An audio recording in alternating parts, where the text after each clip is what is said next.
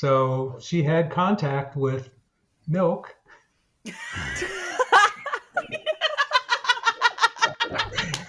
And then here I am. There's so many details in all of the stories that it's like hard to remember everything. Yeah, I know. I But remember. it's so suspenseful. It's like a movie plot. I'm like, you meet a witch at a Halloween party that tells Right? you the secret path to take, and you Yeah. go to a library Under in construction process library. of being demolished. Right? And I open up the yearbook and Yeah, we're shaking the family tree, seeing who falls out. And that's part of the story is Uncle David fell out. so I told Aunt Carolyn, we'll go grab Camille and the three of us are going to go to the funeral home. And we did. And I said, You now crashed your dead mother's funeral. we did. But in all fairness, and I thought there's no way I'm ever going to find out who my birth father was. There's no record anywhere. So we're done with that. So along comes 23andMe, and I think, well, okay, I'll try that. So I mean, we open can up. find a different name for one. We can just call him sperm donor. It sounds like what he really was. I thought a number would be nice. A number's great too. Well, he was a milkman, so I thought, well, maybe 2% would be a good nickname for him. Oh my God. As soon as he did that, I was going to refresh my screen, but my screen immediately refreshed, and there was Mike Faust showing up as half brother. So that is just, I didn't know you did it in real time with him. That is epic. I did. Where they delivered mass quantities of milk to industrial cafeterias and schools and stuff like that. One of the places where he delivered milk, where he was an industrial-sized milkman. I just can't say that with a straight face. It's what industrial-sized milkman. Yeah, he's like the boss of all the milkmen.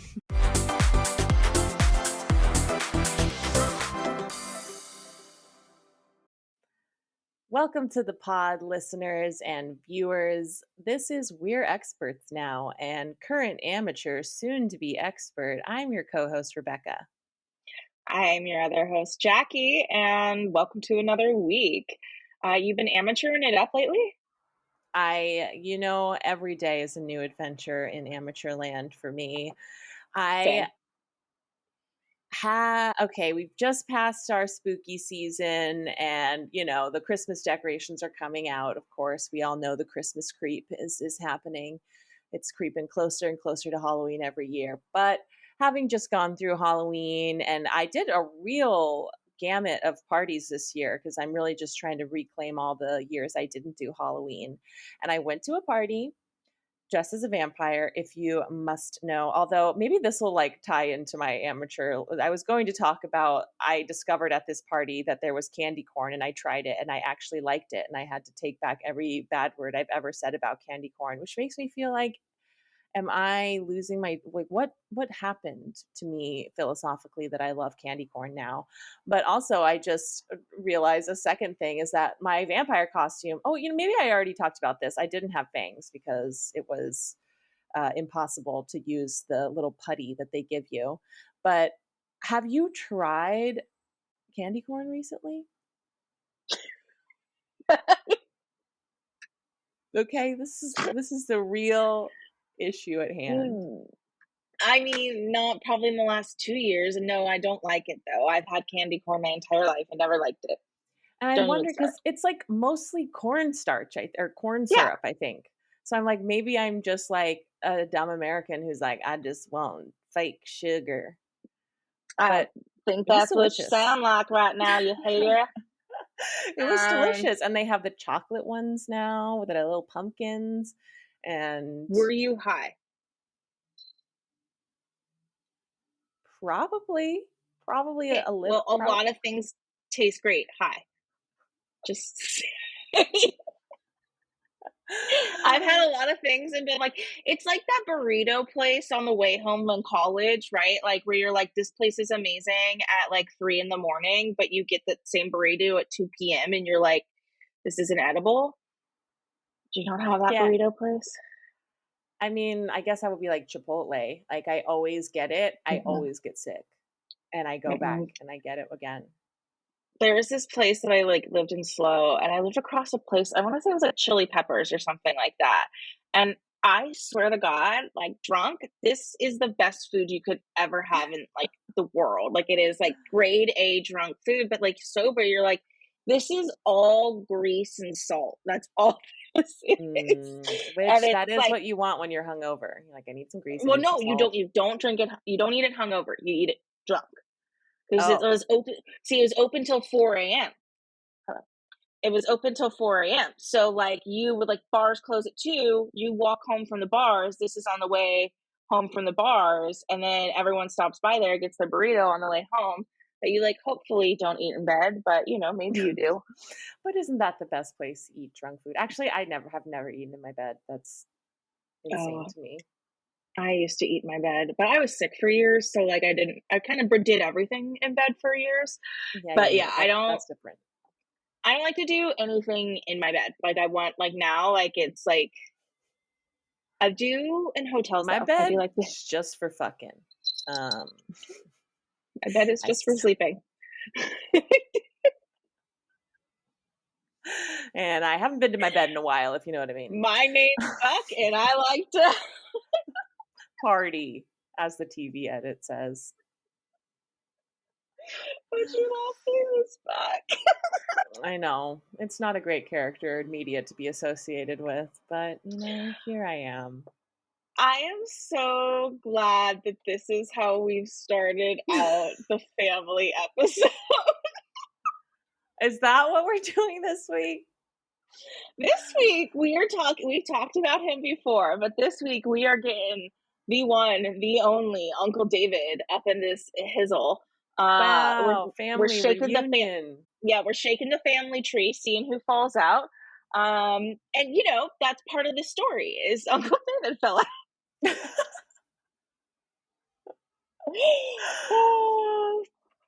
So sorry, I don't know what my cat is doing over here, but I don't want to give too much of this story away for Uncle David. So maybe we just talk about family here, or like, okay, let's start out with some of the things. Have you done a 23andMe? No. You need to do one before this episode comes out, okay? And see if we can find you a family member. Oh my God.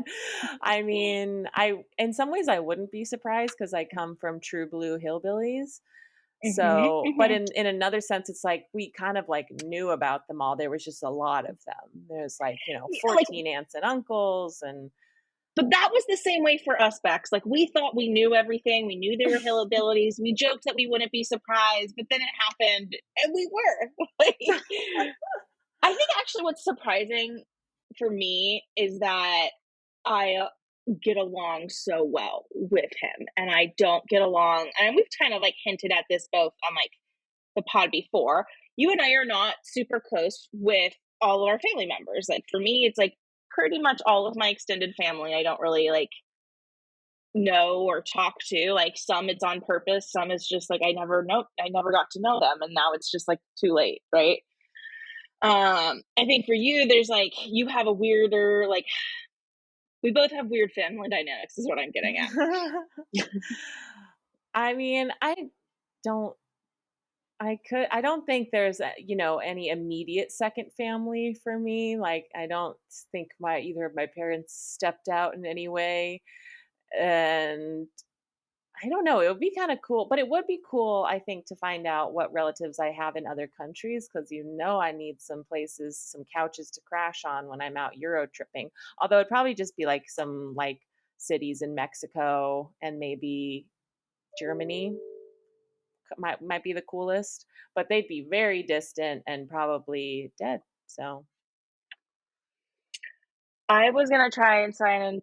Okay, I was gonna try and sign into my my office assistant. You probably can't see him in this angle, but he is clumsy. He's over there filing paperwork for you.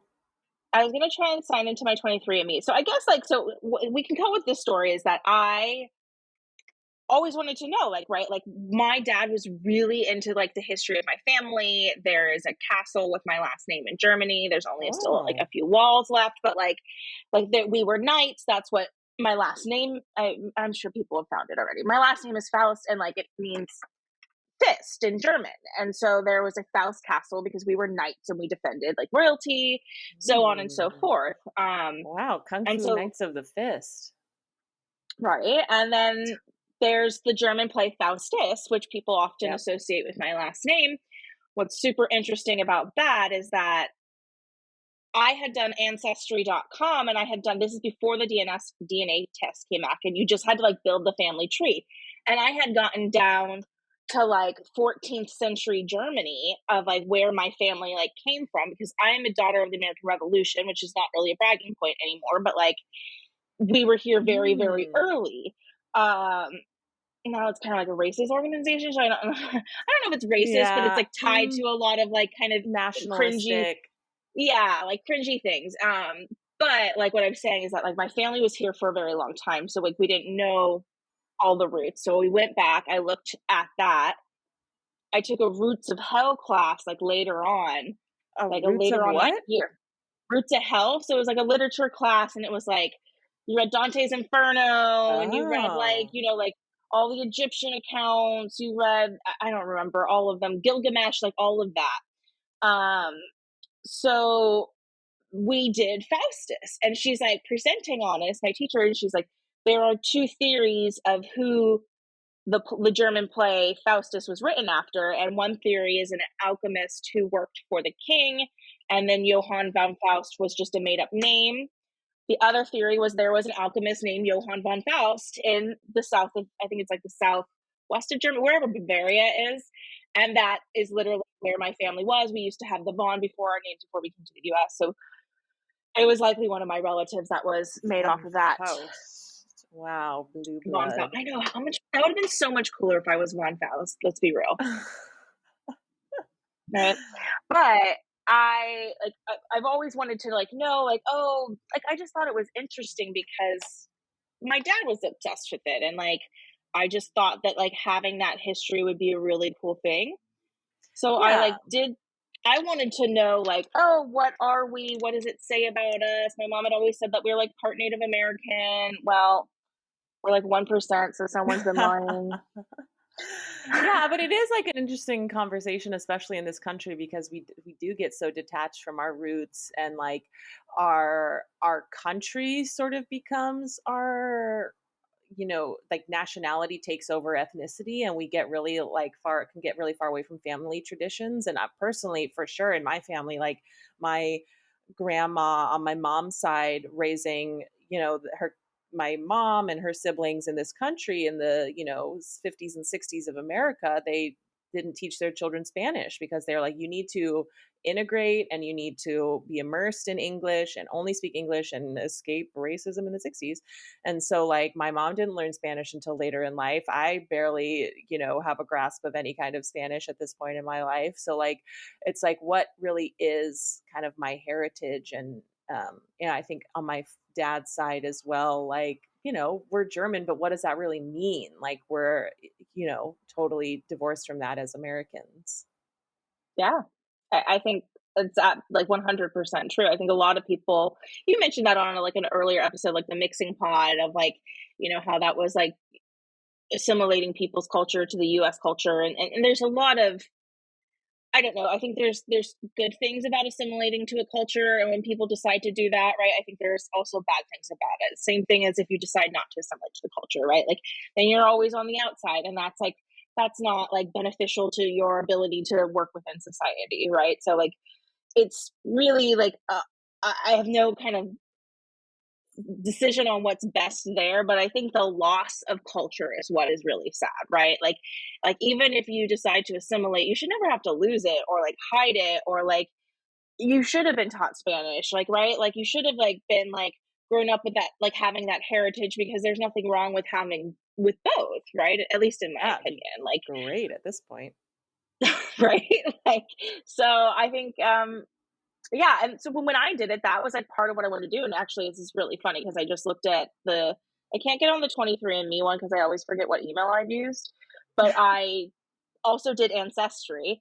And what's really like hilarious is that because I was always told that I was like half German, right? Like I was like, my dad was pretty much all German. My mom was like half Irish and then part Scottish and part French.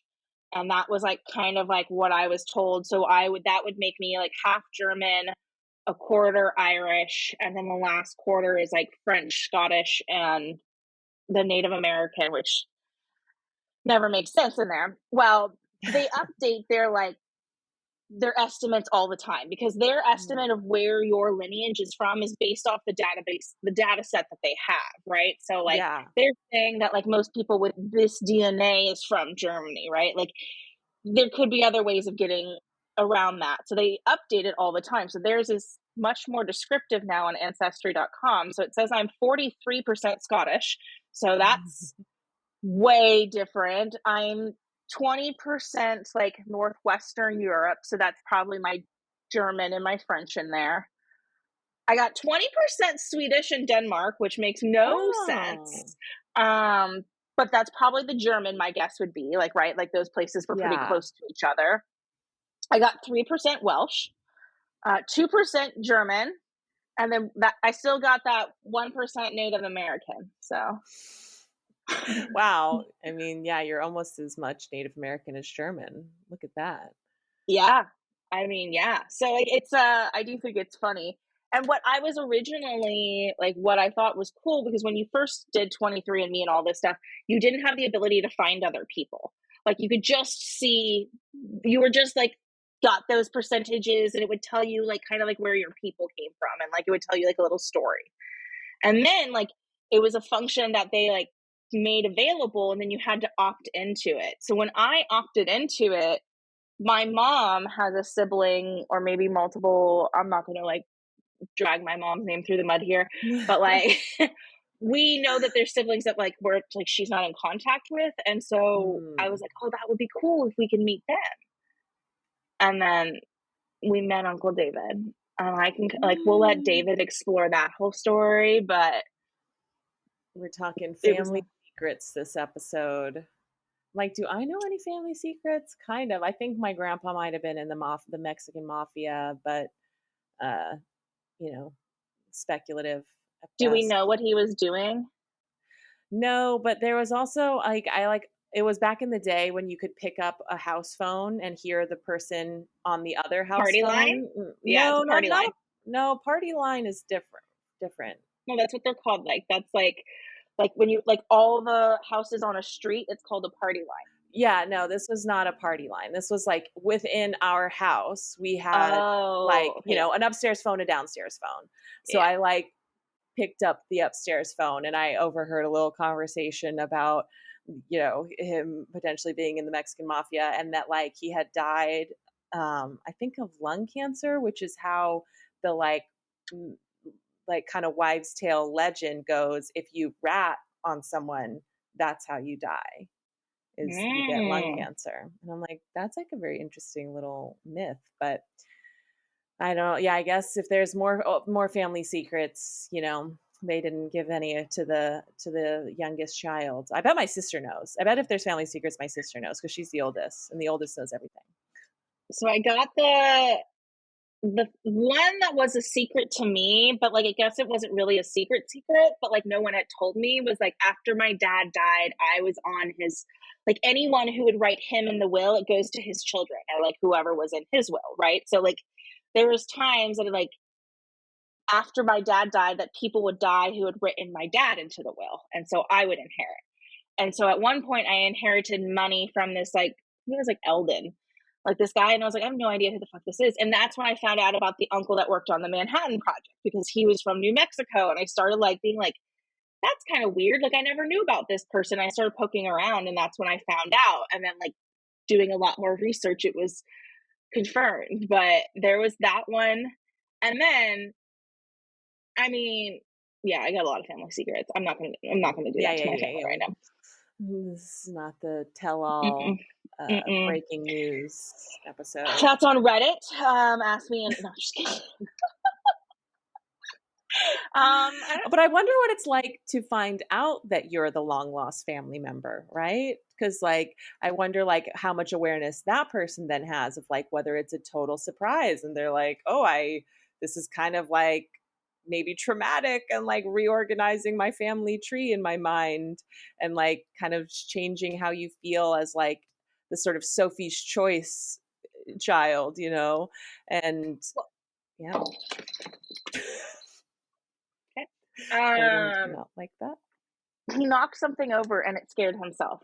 But so I think I'm not going to say who, because I don't know like if they would care if I shared this personal story of this, but somebody who has been on the podcast.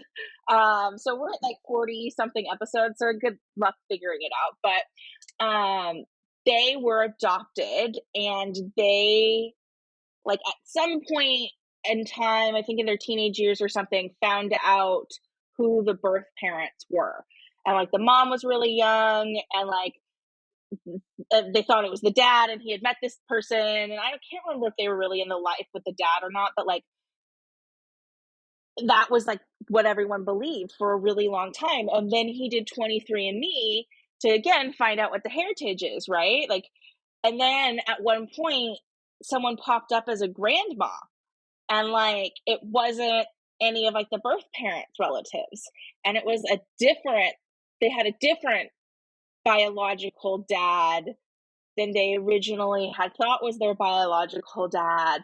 And like that was like a really like surreal experience, I think, for them, because they like way more identified with the new one, and like didn't really identify with their like adopted family. I think like they identified with the bio parents and not the parents that had raised them. Oh my goodness. I don't think they really identify with the mom that much either, but like the bio mom and the adopted parents didn't really gel with. But what he believed was the original bio dad, he didn't gel with. But when he met the actual bio dad, he hella gelled with them, and they like got along really, really well, and like a lot of similarities. Yeah. So it was like, I think it was like a really cool experience of like, one, disorienting to be like, oh, like I found my birth parents. Oh wait, one of them's not my birth parents. Oh wait, like it's this other person, but like, wow, I really gel with you. And that's how I feel about David, right? Like I don't really gel with a lot of my family, but like meeting David, I was like, oh my God, I get you. I get you. You're great. Yeah, I mean, it can be a really disruptive kind of event to find a new family member. You know, were you the product of cheating? Were you given up for adoption? You know, just like it becomes a very loaded discussion. So I'm interested to hear from our new friend and fam of the pod, David, and good old Uncle David, and see what kind of expertise he has on new branches to the family tree. Yeah, figuring out where it comes from, where you come from. I mean, I don't know.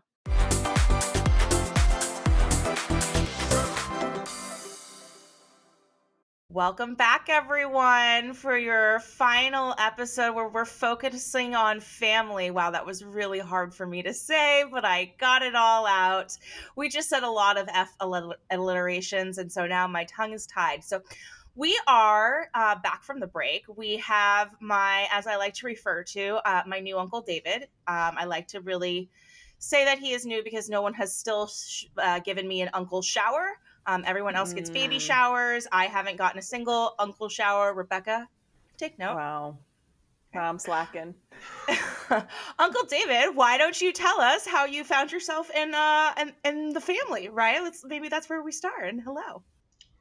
Well, it was certainly a surprise to find so many Fausts scattered all over the country. But so going back to when I was a child, I was adopted at 5 months. Or I should say I was picked up at 5 months by the Kramers as a foster kid. And then a year goes by, and that was the process in Ohio. They had a year to try the kid, and if they liked him, then they could adopt him or her. But in any case, so in January of 1954, Gene and Willard brought home this little bundle of joy, and we all kind of clicked. And so then I was officially adopted on January 28th, 1955. Almost my birthday. January Yeah, 28th. Well, my birthday's the 26th, so it could have been, we could have almost been there. I know, but there was a delay. It was snowing in Ohio, I guess. Okay. But so anyway, so I was adopted by this family, and I looked just like them, and I always thought, well, that's kind of a clever coincidence. But as it turns out, it wasn't a coincidence. But I'll get to that later on. So much suspense already. But I really had no issues with being adopted. I've always known. My mom taught me to read early, at like age 3, with a book that was about a little adopted kid. And I wish I could remember the name of it and find it again. But it was a family adopts a child, and it's a boy, and they take the boy to the zoo. And one of the things they see in the zoo is a pair of lions who had adopted a tiger cub. And that was kind of the whole, your parents are not necessarily your exact genetic match. But anyway, so I've always known there was never any trauma. I had no siblings, unfortunately, because the laws about adopting children in Ohio were relatively strict in the mid-50s. And Mom had written a journal about trying to adopt a girl. They'd even given her a name, which was, it was kind of heartbreaking to read this, because ultimately they were rejected because they didn't have enough money in the bank and they didn't have a separate bedroom for her. Which is The so boys- funny because in the 50s that was like so common to not have separate bedrooms as it is like nowadays, right? Like that's kind of wild to think. Yeah, I guess boys are a cheaper bargain. You just throw those guys anywhere. You could just bring a boy home and half price, keep him in a closet. He's good. Yeah, actually, according to Mom's chronicle, they could adopt another boy, but not a girl, because the boys could sleep in the same room. Oh, so the boys were cheaper. They really were cheaper. We're a bargain at any price. Anyway, so I'm getting too lost here in the weeds, but so I had a great childhood. I had no siblings, but I had 27 first cousins, and we all lived in the same small town in Ohio. And as Ken, my husband, likes to say, we're all a bunch of Leave It to Beaver, Cleaver family types, because, unlike some families, everybody got along. Everybody respected each other. There would occasionally be little tiffs and so forth, but it was a big, happy family. So anyway, you really won the lottery there, though, and we've talked about this on how I feel like you, out of the genetic pool, are the most well-adjusted person. Like had a really normal, happy life, and I'm like, yeah, you dodged a bullet of being associated with the chaos. Well, yeah, no, I'm not going to judge. I've certainly, seen enough of the Faust to make my own determinations as to what I missed not growing up a Faust, but oh well. Anyway, so fast forward to the 70s, and I had started my career in Florida, and I just bought a house, and Mom and Dad had come down to see the house for the first time, and it was Christmas, and we were all sitting around the fire feeling really mellow. But before I tell this story, let me back up a little bit. My dad had a brother, JR. He was actually a junior, Horace. They loved the name Horace in the Kramer family. Oh, yeah. What a great What name. is that from? Horace. Oh, it's an old-fashioned name. Yeah, I think so. Anyway, it's an old-fashioned name, but anyway, JR is what everybody called my dad's uncle, who was the best man at his wedding. And JR and Aunt Mary Ann, who I just adored, she was like a second mother. They had 2 kids, Belinda and John, and each one of them were 2 years older than me. So John is 2 years older and Belinda is 4 years older than me. And I always had this idea that JR and Mary Ann actually had 3 children, but because Gene and Willard, my folks, couldn't have any kids. They felt sorry for him. And so they said, here's our youngest one. You take him. So I was actually their child. I like that. I like the fantasy there. Yeah, that was my fantasy, but I never told anybody about it. But the fact that I clicked so well with Aunt Marianne, I thought was suspicious. But anyway, so we're sitting around the fire. Mom and Dad are feeling mellow. I'm feeling mellow. My partner at the time, Dennis, is feeling mellow. It's the 70s, and nobody knew or would acknowledge anything about. So who is this Dennis person anyway? But that's a whole nother story. So many layers. That's right. And the ironic thing is that Dennis's parents, they lived in Jacksonville, and they got along great with my folks. And Dennis's mom would say, your mother, she's a sweet lady, but I think she's just not seeing it. Yeah. Some people denial runs yeah. through. So anyway, so we're sitting around. I'm making the story way too long. I'm sorry. You can feel free to edit this like crazy. So we're sitting around, and just out of the blue, Mom said, well, if you ever want to go searching for your birth parents, your dad and I wouldn't be opposed to that. We would help you if we could, but we really don't know anything other than what we've told you. So I thought, wow, okay, well, thanks. File that away. Not really interested now. I was in my late 20s and so forth. So anyway, but I did say, but I always thought, I never really had any interest, Mom, but one thing I was always curious about is how it was that I happened to look like a Kramer, because you line us cousins up and we all look like we're all part of the family. And Mom said, oh, that was no coincidence. And I went,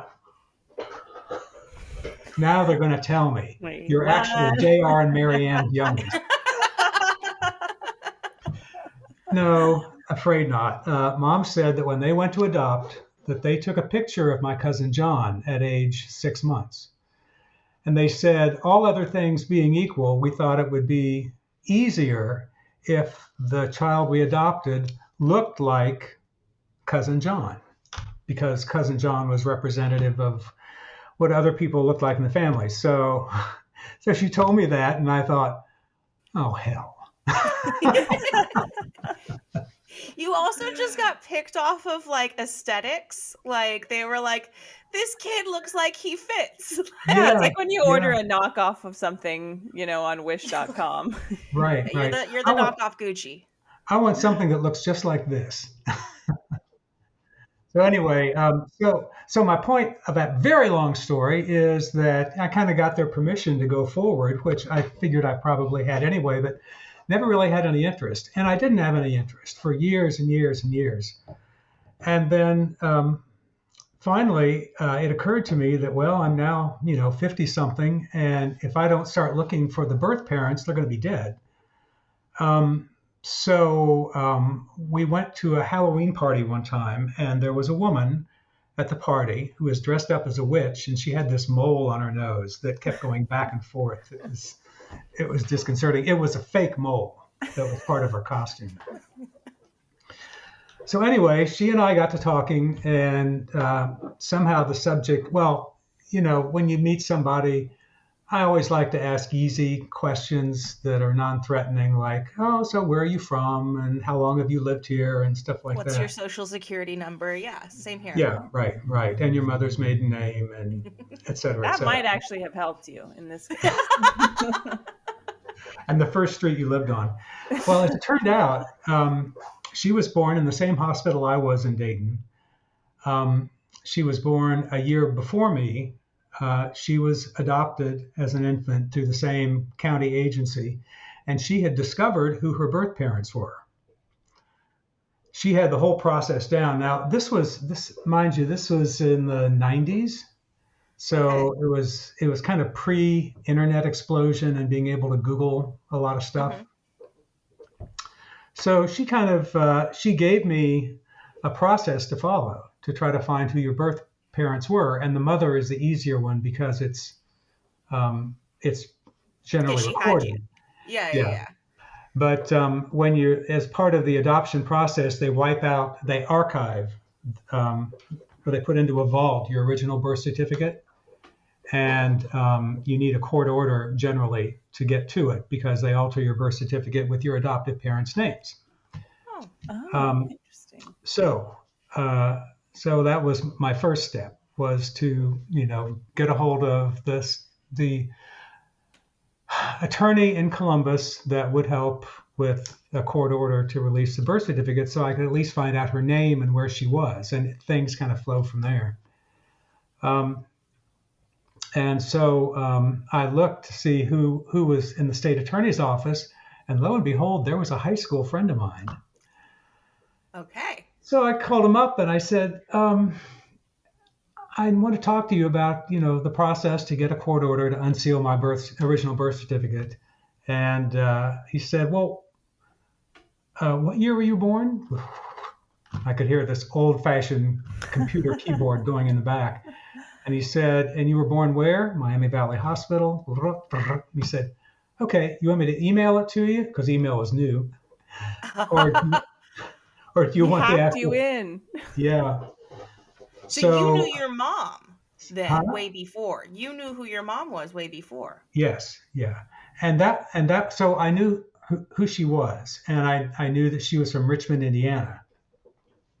And so I eventually went over to Richmond to try to get a picture of her, to not necessarily meet her, but at least to find out about her. I wasn't really stalking her, but in any case, I went over to the library that kept all the yearbooks because I thought, oh God, please let her be a high school graduate. And was she? And so they were renovating the library. And so normally a library is like nice and quiet where you're about to have a major life event. And at least it would be somber and tranquil.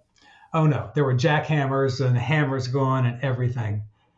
So she brings me the yearbook that my mother thankfully graduated in, and I open it up and there she is. So I first lay eyes on my birth mother in the Richmond, Indiana library. And one thing led to another, and eventually I followed the woman that I met at the Halloween party. I followed the process to make contact with her, and she didn't really want to have any contact. But as I found out later from her children, it probably wasn't her that responded to the things that I sent her. So anyway, the long and the short of it is I kind of suspended that process, put it on hold. Eventually, she died. Now, one part I left out. Is this stuff that's interesting? Yeah, this is fascinating. Yeah. I'm on the edge of my seat right now. Okay. So, but I mean, this kind of set the stage, Jackie, for discovering who the Faux were. Yeah, I kind of thought, and you might have told me before, but it's been like, years since we first had that conversation. And so I guess I thought you found your mother at the same time as you found the rest of us. I don't think I had, I'm sure you told me, but I don't think I had there's so many details in all of the stories that it's hard to remember everything. Yeah, I know. I remember. It's so suspenseful. It's like a movie plot. I'm like, you meet a witch at a Halloween party that tells you the secret path to take, and you go to a library under construction in process library. of being demolished. Right. And I open up the yearbook, and I got to tell you this, at the risk of sounding misogynistic, and I don't mean to be, but I open up the yearbook expecting to see a woman that looks like Ava Gardner. The actress. Mm-hmm, mm-hmm. Sure. And I say that because people always talked about my mom as looking like Ava Gardner, Okay. Jean. And by the way, I make the distinction. Mom and Dad were the Kramers. They were the people that raised me, that taught me right from wrong, that changed my diaper, that gave me a whack occasionally to keep me in line, which was just fine. We don't do that anymore. Yeah. Yeah. No more verbal punishment. But my birth mother and my birth father are different things. But anyway, so we can find a different name for one. We can just call him sperm donor. It sounds like what he really was. I thought a number would be nice. A number's great too. Like, really, I think that anything I can do to diminish the Faust line is really making myself proud. But Well, he was a milkman, so I thought, well, maybe 2% would be a good nickname for him. Oh my God. And that's what he gave to the process, his 2%. Yeah. So anyway, I won't go into the excruciating detail of the process to try to make contact with her, but the long and the short of it is I did not make contact with her, and eventually she died. Now, the way I found out that she died is because she was kind of a media whore. My Aunt Carolyn, who lives in Richmond, used to bowl with her in a bowling league. So my birth mother would show up in the local paper as, her 50th wedding anniversary. Her husband dies. She goes off to live in a independent living place. So she's in an ad for that. And then somebody donates Wii bowling games. Wii bowling was really popular for a long time. And she was a big bowler. So there she is on the front page of the local paper with her Wii bowling. She even was wearing an outfit and everything. Looking like Ava Gardner. Yeah, well, no, not exactly. But in any case, the Aunt Carolyn would send me clippings out of the paper all about her. So Aunt Carolyn was the one that told me that she died. And I was in Chicago at the time working. And I said, well, I never met this woman. She allegedly didn't want to have any contact. I was a closed chapter on her life. And I didn't take it personally because she didn't know who I was. Yeah. But anyway, so now she's dead. And Aunt Carolyn says, yes, there is a funeral. There is a viewing. Did you go? It's in 2 days. And I said, I'll be right there. Yeah. That's right. We love tea. We love the tea. So and Aunt Carolyn was just all excited. Aunt Carolyn has a sister-in-law named Camille. Camille was Aunt Carolyn's late husband's sister. Camille graduated from high school with my birth mother and knew her well. It's wild. So anyway, so I told Aunt Carolyn, we'll go grab Camille, and the three of us are going to go to the funeral home. And we did. And I said, now, crashed your dead mother's funeral. We did. But in all fairness, now it's a small town, right? So people go to funerals, even though they may not be like this, really tight with the dearly departed. So I went down and we were going to go to the viewing because I thought, well, at least I'll get a chance to see her. Not, of course, she's dead, but, Yeah, as close as you're going to get. I don't know, there was a certain level of closure that seemed attractive to doing that. And we obviously were going to be clandestine about it. And so I said, go grab Camille, and three of us are going to go to this viewing. And the cover story is I was in town on business, just stopping by Aunt Carolyn's when she was on her way with Camille to the funeral home. I love those. So I went along with them. And in hindsight, it's like, what? Who the hell goes to a funeral optional? Right? Yeah, I was in town. I thought I'd, hit up a couple funerals. I was just stopping by. I don't even know her. Just thought I'd come. It seemed like I should pay respect. Honestly, that's actually the most Midwestern thing I've ever heard. Is like, didn't know her, just thought I should pay respects. That's right. Listen, there were people at my dad's funeral who they said, I didn't know your dad well, but I know the family and I just wanted to pay respects. So, okay, fine. Mm-hmm. So we went and I got a chance to see her. Wow. Did you hug her? Also meet her two daughters. Okay. And her two daughters, their father was not my birth father. And of course, that wouldn't be the time to say, you don't know me, but...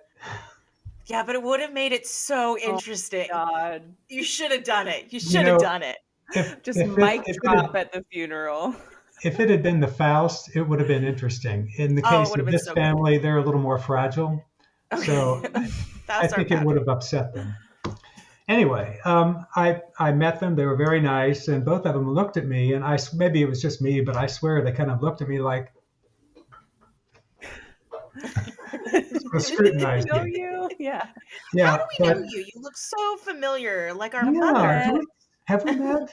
Right. Meet somewhere. Anyway, so time went on, and eventually I was taking a trip down to Bradenton, Florida, and one of the two daughters works in near there.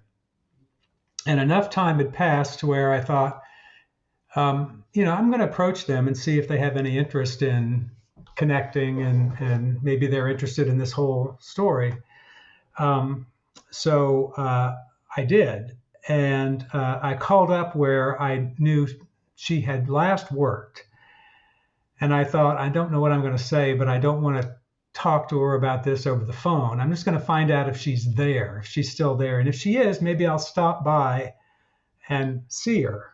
And I don't know. I just had this crazy idea that maybe this is a good in-person thing. But in any case, I thought, I'm going to call the number. And if they're not there, if she's not there, or I'm sorry, Julie no longer works here, then that's the end of the story. That's it.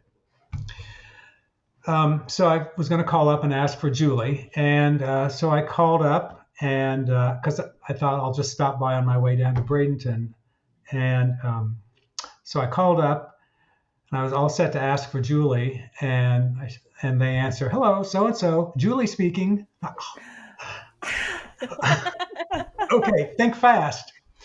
So I was somewhere between hanging up and talking, and I decided to talk. And I told her that who I was and that I'd been doing some family research lately, and I thought she might have some insight into some stuff that I had discovered. Would she be interested in like meeting in a Starbucks or something when I'm down there to discuss it? And she said, well, yeah, actually, we're really into family history. And I thought, well, Right.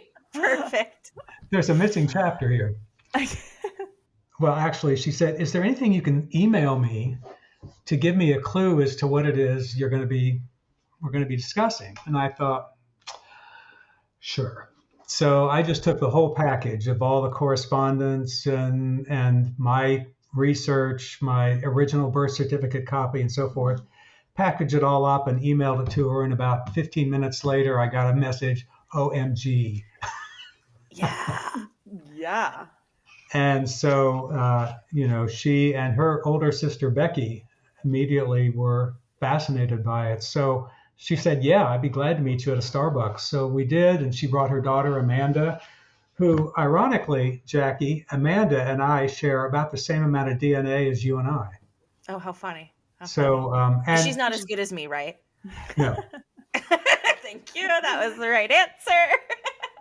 Yes. Okay, wait. I have a question. Juan was not on the birth certificate then. Nope. Okay. Okay. Yes. Okay. So it's That's just No. your mother's name. No, Juan was not on the birth certificate. It was just blank. But I tell you one thing throughout this whole process, if there's one thing that kind of made me feel a little odd, is my original birth certificate. In my original birth certificate, I had no name. They just had parentheses, baby. Whoa. And that kind It's of like you that kind don't exist. Like you could be a sleeper cell agent or something. You know? Yeah. And baby was in parentheses even. So You weren't even, you were just maybe baby. I was a parenthetical expression. Okay, shame on you, Ohio, because we're putting that one on you, okay? Yeah, exactly. So, and the sisters had no idea then, it sounds like. They didn't had- know that. They had no idea. And you're so- older than them. Yes. Yeah, Okay. It's me. And then 2 years later, Becky was born, who lives in Indianapolis. And then Julie, the younger one. Who It I was met. only 2 years? Yeah. It was right on the edge. But then she was married at that point. She got married Yes. to her. Okay. Yes. So she was like, I had a baby. I gave it up. Fresh I start. really want a family type of vibe. Like this happened to a friend of mine, actually. And she was just like, after that, determined to start a family. Right. Yep. And she did. So Becky was born a couple years after me. And then Julie was born a couple years after Becky. So Julie was the younger one, and Julie was the one that I met in Bradenton, and she was very cool. She was nice, she was funny, and Amanda was. I kind of felt like I related almost more to Amanda, which kind of goes back to me and the Faust. I kind of feel like I relate to your generation of the Faust, Jackie. You're just like, I think it's the liberal in you, like it seems like that older generation from the Midwest is a little like, ooh. Whereas like some of us younger ones are like, yeah, like let's treat people with respect. And, we'll just out it now. Your half brother, my uncle, is, a total Trumper. So I just think that we have far less in common with him. Yes, I think you're right. Again, I'm not going to diss anybody. I will. In any family, but yeah, that's your job. Yeah. So anyway, I swear I'm almost done with the story. So we spent about an hour at the Starbucks, and I show them, and Julie brought some pictures and stuff of my birth mother and of her and her sister as kids and so forth. And that was really nice. Did you look more like them or like your cousin John? I look a lot more like my cousin John. That's interesting. A lot more. Maybe you really are their child. Yeah, I think you're right, but we'll never know. Anyway, so as we were leaving, we agreed that, well, let's stay in touch and blah, blah, because, you establish these kinds of relationships and you don't really know what to do with them. And I think I've told you before, Jackie, that I kind of look on it like meeting new in-laws, like you have a connection that you meet as adults, you have no shared experiences prior to. So you kind of got to, make up your mind, well, do we have enough basis of a relationship here or no? So anyway, so as we were leaving, we agreed to stay in touch, and Amanda she had a great sense of humor anyway. And I said, the big downside of all this is that Becky is no longer the oldest. She's the dreaded middle child. That's right. Does that retroactively change your personality? Like, I always acted more like a middle child. Well, Amanda spit out her coffee.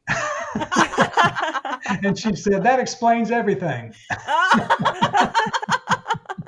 That's hilarious. Well, Yeah, I guess it does retroactively. All the DNA went to you. All the good stuff. It came to you, David. Yeah. Well, okay. So, and later I met Becky, and nice lady. And we don't have that much in common, but she's pleasant, and she made a nice album of her family and, her as she and her sister and her mother and so forth. So I got a lot of pictures of my birth mother and her family. So fast forward to when 23andMe got really popular. And I thought, well, this is kind of cool because honestly, I was kind of, to say I was tired of pursuing family stuff. And I thought there's no way I'm ever going to find out who my birth father was. There's no record anywhere. So we're done with that.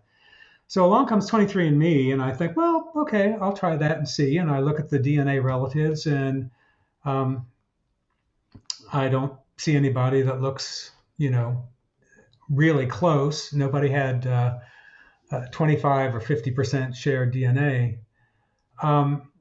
And right about that time, they were running a sale on 23andMe. So I got a couple of extra kits, and I sent them to Julie and Becky. And I said, not that there's any question here, but would you be willing to do a 23andMe test? And they said, sure. And also share your DNA so we could see if there's a match. And they did. And they, sure enough, are half sisters with about 24, 25, 26% shared DNA. So that's another bomb that's just been dropped on them. Or they already knew that. They already knew that. They knew that. Okay. No. So many different family tree branches to keep track of. Yeah, so he's narrowing it down is what he's doing. Yeah, okay. He's saying, now I know that you're on this side. If I can get rid of you, then I can see who's on the other side. Right. Or actually, you're right, Jackie, but there's a twist to that. My ulterior motive was to ask them occasionally, look at your 23andMe DNA relatives. Which ones do I have that you don't have? Yeah. Mm-hmm. because that would mean that any that they don't have would be from my birth father. Well, one day, this guy, Darren Clark, pops up. And he pops up with, I don't know, around 8 or 9, 10% shared DNA. So that's relatively close. And he also had his picture on 23andMe. And I looked at his picture and I thought, well, we kind of look alike. And he has an IT business in Maryland. And I thought, well, good. So he's tech savvy. So I emailed him and told him I was, kind of curious about my birth father. And I thought he might be a link to that. And during the adoption process back in '54, my folks would meet with a social worker, and Mom had copied down some notes from the social worker. And on the notes, one of them said his father was of Swedish descent. Well, that's not exactly true. I think it's because of the name somewhere along the line. I mean, surely my birth mother knew his name, right? Yeah. Although maybe not, but she had to have his name. That's what I'm thinking about. I'm like, I guess without like pre-23andMe and certain other resources, it's like, yeah, I guess it's like, someone surely would have known if she'd been, she would have been the only one with someone, or, but it's just word of mouth tracking that down. Well, wait, it's spoiling on what the actual story was, because there was no way of connecting these two people unless she ever told somebody. Yeah, who was finding out that it was Juan, because it was such it wasn't a random it might not thing. Have been It was not a full-blown relationship. It was not, Well, so all I can think of is that somewhere in the course of her being counseled for giving up a kid for adoption, that she let the guy's name slip. Okay. And if you heard the name Juan Olaf, wouldn't you immediately think Scandinavian? So that's what I'm speculating. Or Spanish, Well, yeah. It depends on whether you focus on Juan not or the Olaf. Not the last name though. Well, so the last name is Faux. Olaf was his middle name. Oh. Yeah. Apparently his mother was an extensive reader, and she read a lot of global novels, worldwide novels, foreign novels, and picked the names for her children from the characters in these novels, which is why we got things like Juan, Wiley, Venice, Ivan, Eldon. There was Fleetus. Fleetus? There's a Fleetus in there somewhere. Well, there's a Freeble. And there is a Freeble. No, there's both. Speaking of Freeble is how I'm related to Darren Clark. Is Freeble is his father? Freeble is his grandfather. Okay.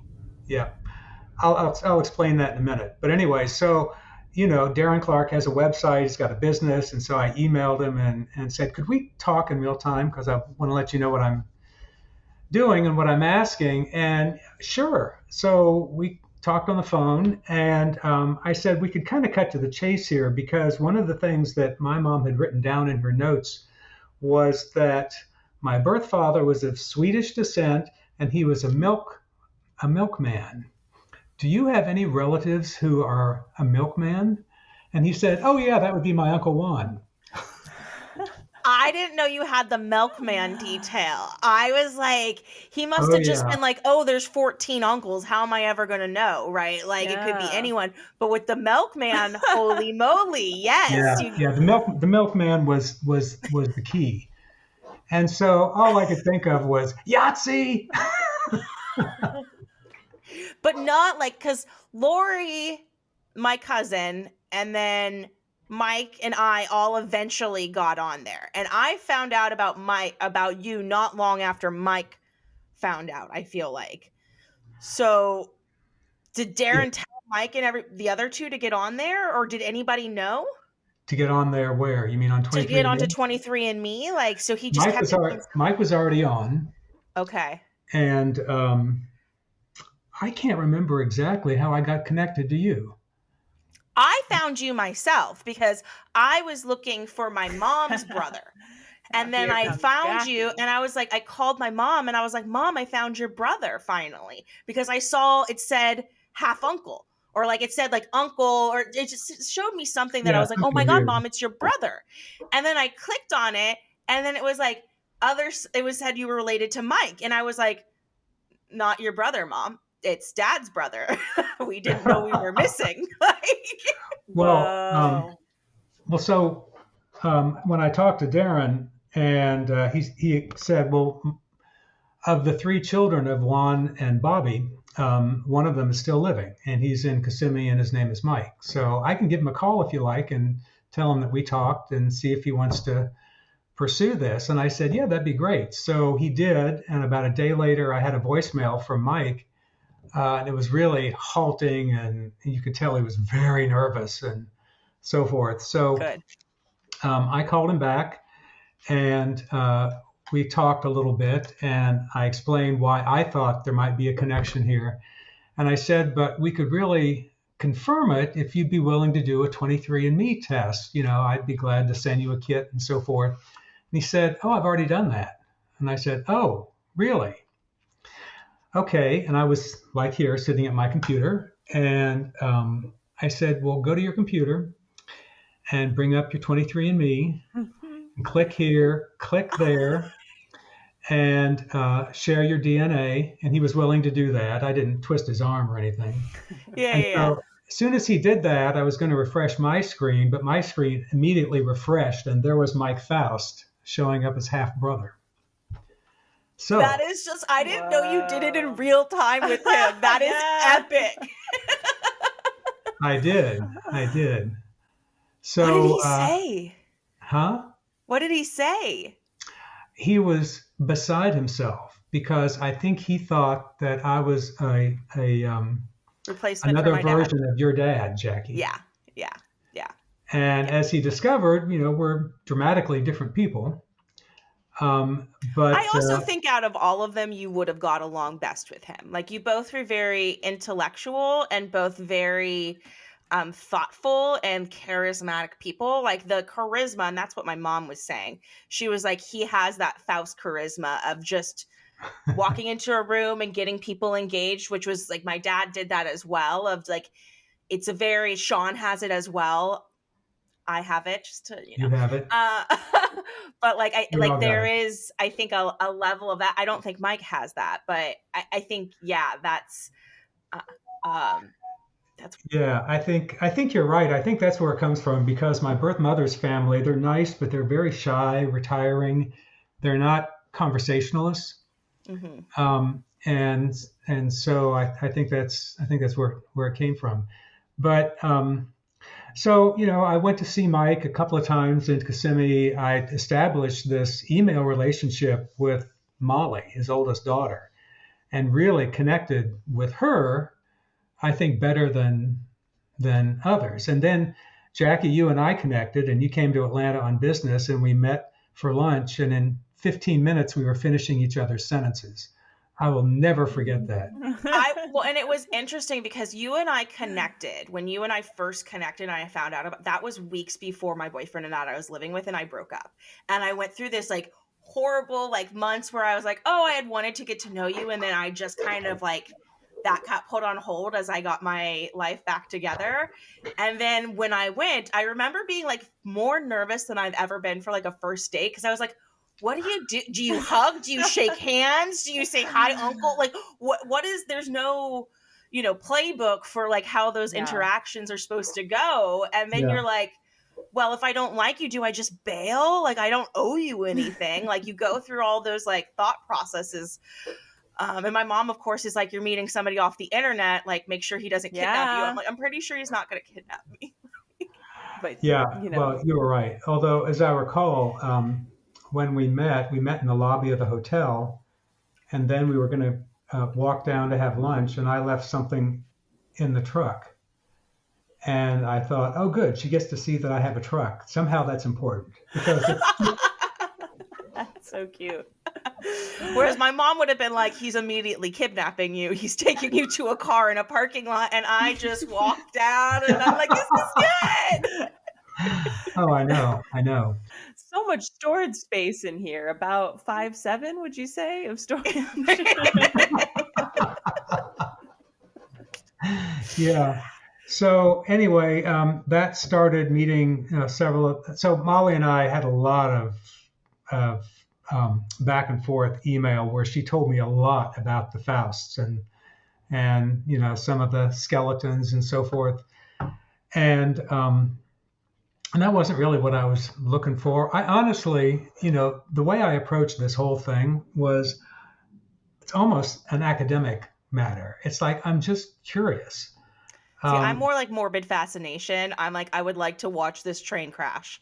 Like, just well, like my only regret was that your father was dead by the time this all came out. Because if we could have talked, I would have loved to be in that room watching him try to explain himself, especially because my mom is always like, they were so holier than thou, and like thinking I was from a bad family. And she's like, look at him now.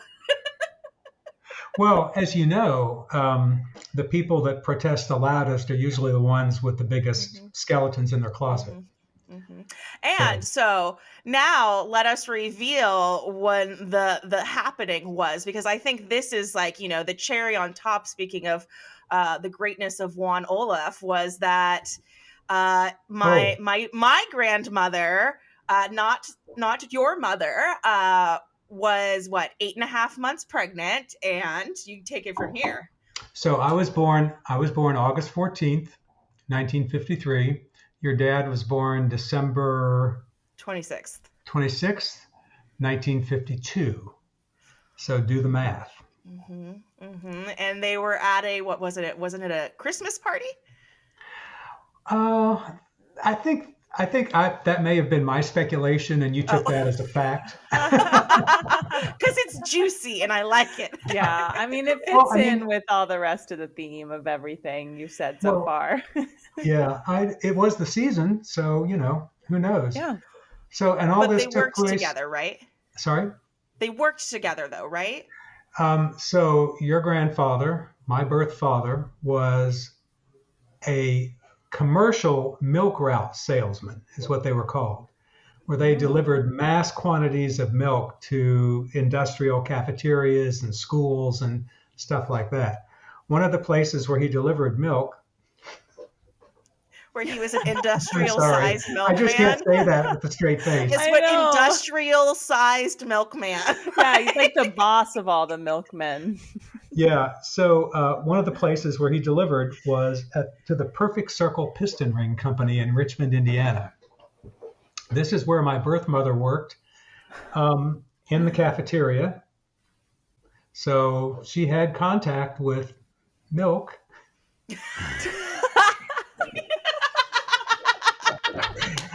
And then here I am. Well, what I love is why about I do not drink milk. This is why. Good call. Oh no, I don't. Okay, wait. I gotta go get that out of my mind. What I love about this story so much is that a few months ago, right before Bex and I are recording this, in a different episode, you text me and say that there is another half sibling. But wait, there's more. And that her mom worked at the same factory. So different mom. In the cafeteria.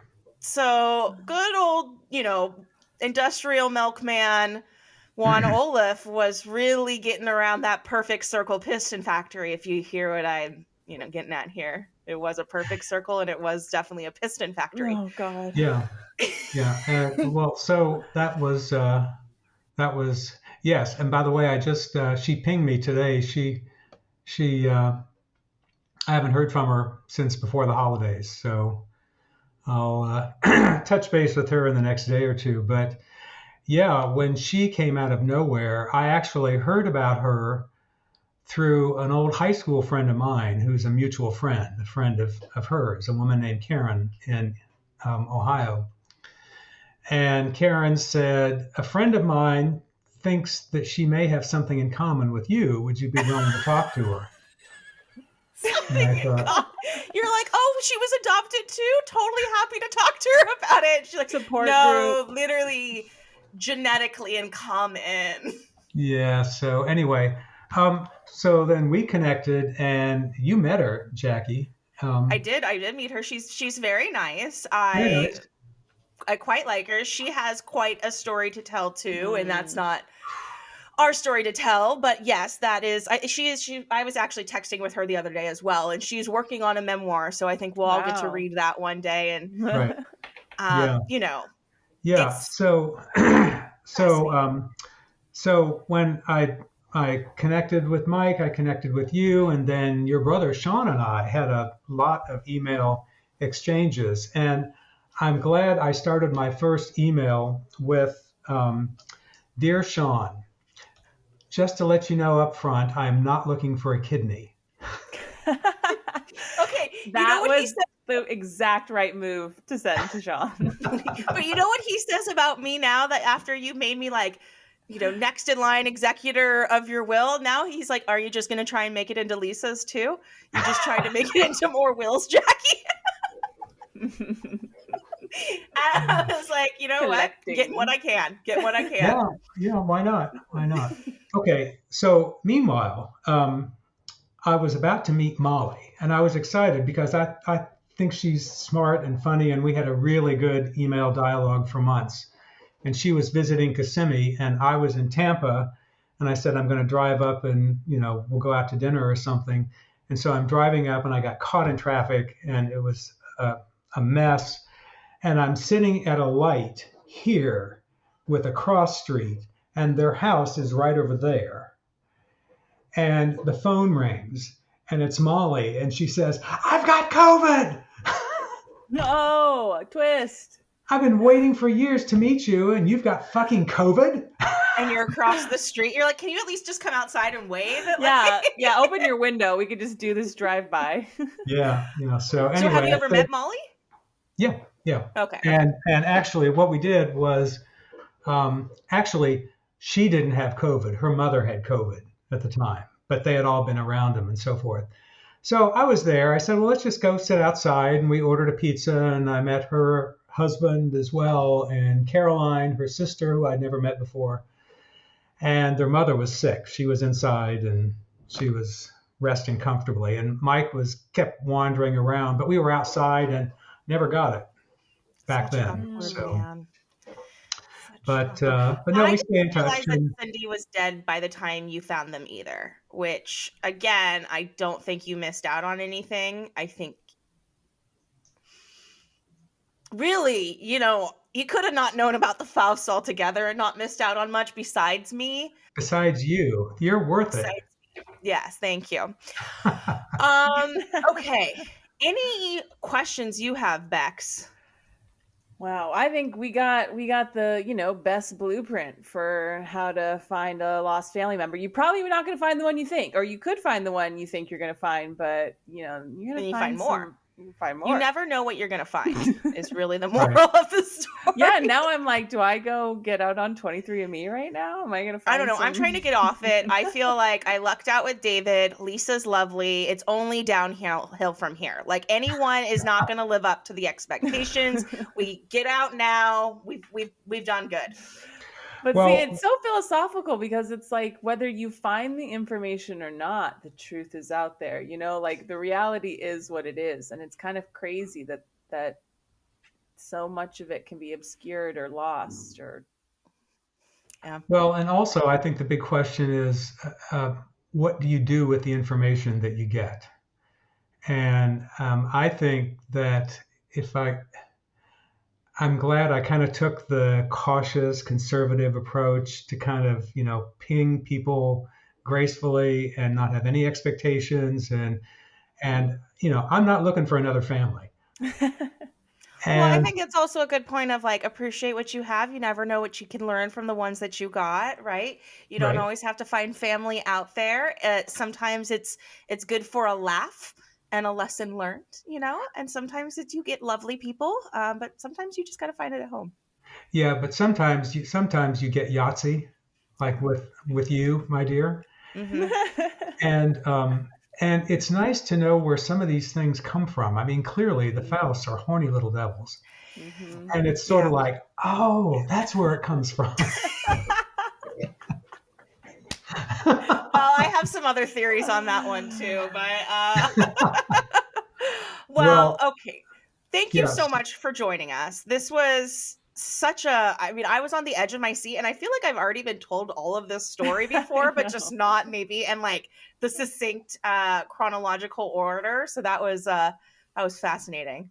Yeah. And thanks for letting me be an audience to it. I was so excited to be at, another meeting that you had with, this holiday occasion that we all got together. And, just like seeing that kind of dynamic is something I can relate to as a person with chosen family, having to relate to the idea of chosen family in my own life and what it means to have people that aren't just blood related to you, but are crucial parts of your life. And Yeah.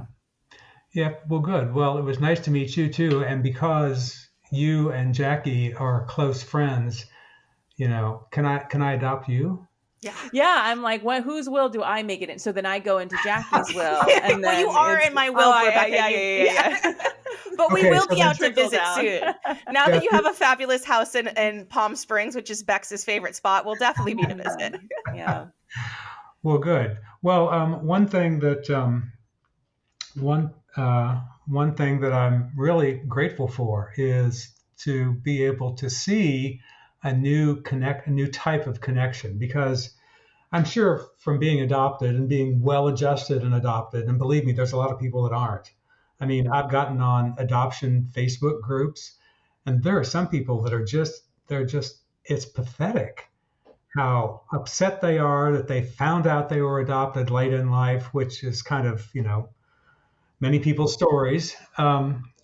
And I think there's some benefit to just never having known anything else in my case. But I always kind of poo-poo the idea of a genetic connection being anything. And I will say that one thing that still annoys me is that when somebody in the family misbehaves and somebody will say, "Oh, but she's my sister." Well, she still misbehaves. Why are you giving her a pass because you share some DNA? Yeah. And I'm not talking about anybody. That's just theoretical. He's talking But about anyway, you, that bugs me. But it is nice to know that I was wrong about genetic connections. Don't mean anything. They do mean something. Just they don't mean sometimes. everything, but they do mean something. So Yeah. I agree. And I'm so glad you're part of my family and part of Rebecca's chosen family, and definitely part of the We're Experts Now family. Oh, thank you. Me too. And thank you so much for the opportunity to go on and on and on about what could be a really boring story. Oh no, I think they're gonna love it. It's thrilling. It was full of intrigue and mystery and twists at every turn. Well, let's go twist on these turns, Rebecca. That was great. And that was the show. Thank you everyone for watching, and we hope you stay curious. If you enjoyed this video, watch our other videos here on YouTube, or you should listen to the episode on We're Experts Now podcast. Bex, where can they find us? You can find us wherever you listen to your favorite podcasts like Apple Podcasts, Spotify, and iHeart Music. And what if they want to talk to us? If you have ideas for something you want us to investigate, send us an email at we'reexpertspod@gmail.com. That's wereexpertspod@gmail.com. Great job on that spelling. A+. Do you do this professionally? I believe we're both doing it professionally right now. Wow. People should know about this. I completely agree. And you can find us on Instagram at We're Experts Now Pod. Thanks again. And if you enjoy the show, subscribe and comment, and do not forget to leave a 5-star tip. That's a great idea. Are you a podcast expert? I think we both are. I think we're experts now. This has been a Just Being Better media production.